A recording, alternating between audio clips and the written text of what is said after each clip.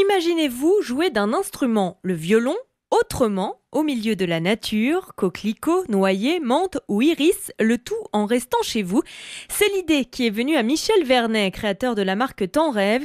Une idée fruit du hasard, puisque tout a commencé avec une erreur de livraison. Ce Géo trouve tout a reçu des violons de couleur au lieu de violons bruts.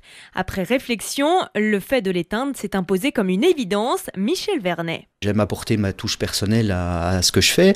Comme je suis très nature aussi, l'idée de teinter avec des plantes m'a paru plutôt assez évidente. J'ai tout de suite essayé de penser à des choses qui pourraient être en rapport avec ce que j'aime faire, notamment donc avec la nature, et donc la teinte aux plantes, la teinture aux plantes m'a paru quelque chose d'évident. Chaque violon Rigozetti est à l'image du végétal utilisé, unique. Le coquelicot va être rouge, un rouge rosé, donc c'est quand même assez particulier. Les modèles menthe et noix sont des modèles qui vont rester dans des tons brunâtres, j'allais dire plus proches du violon classique. Malgré tout, je pense que les gens essayent de garder ce côté traditionnel du violon et ont du mal à aller vers un modèle iris qui lui va être un peu violet, et le modèle coquelicot qui, je pense que là on va atteindre justement des personnalités qui sont différentes, c'est-à-dire que ceux qui se veulent un peu plus traditionnels vont garder des coloris traditionnels, donc type menthe et noix, alors que les gens un peu plus excentriques, on va dire, vont choisir le coquelicot. Après, à ce niveau-là, c'est vraiment le coquelicot qui domine, parce que je pense que c'est sympa aussi de se dire, tiens, j'ai un violon au coquelicot. C'est joli, je trouve. Des violons à utiliser les yeux fermés pour une immersion en pleine nature. Oui, on sent.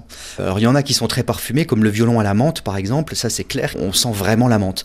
Par contre, au moment du vernissage, ça perd son odeur. J'ai une petite astuce, c'est que je repasse après le vernis, je repasse un petit coup de plante pour effectivement donner une odeur, ce qui peut durer quand même quelques mois. Pour plus d'informations et pour une découverte en images, rendez-vous sur le www.tenrêve.com.